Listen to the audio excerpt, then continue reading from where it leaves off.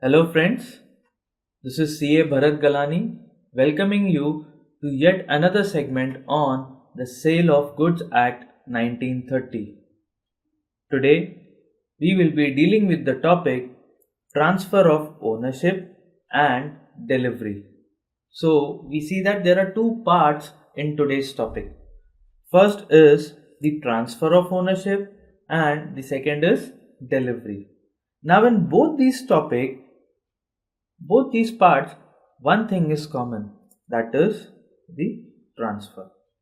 We are talking about transfer of ownership, and then again in delivery we are talking about transfer of possession, because we know delivery is voluntary transfer of possession.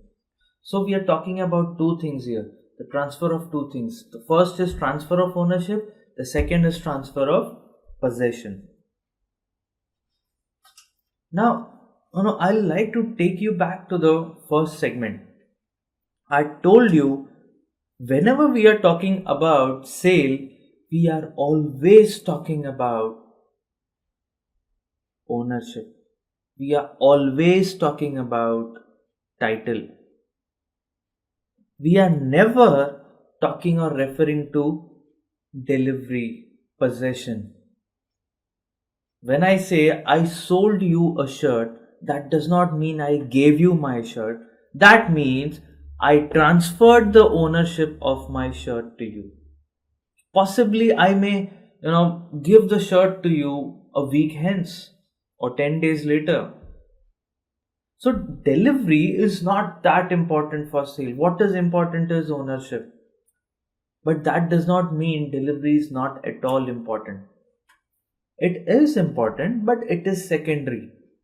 But sale gets completed by transfer of ownership, because the definition of sale itself says sale is nothing but when the seller transfers or agrees to transfer the property in the goods to the buyer for a price.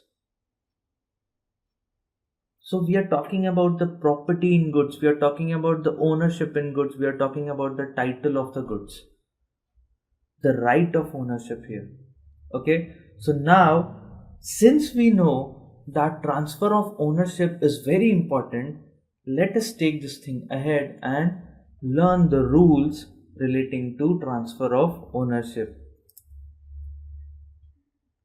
Now what we are going to cover in this topic is, why is ownership important? Why is transfer of ownership important? Why should we study it?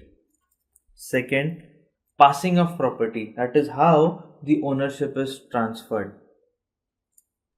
Then passing of risk. Now this is also very important. Passing of risk, we'll take it ahead, we'll discuss about it, but this is also very important. And then sale by non-owner. Non-owner means some person who's not actually the owner of the goods, yet he is given the right to sell the goods. Somebody who does not own the goods, still he can sell. We'll study about it. And finally we'll study the delivery of the goods, rules relating to delivery. I said delivery is not very important, yet to complete a sale we ultimately have to deliver the goods, because we are talking about goods here. So some way or the other we have to deliver the goods. Though transfer of ownership is important to form a contract of sale, delivery is important to complete it.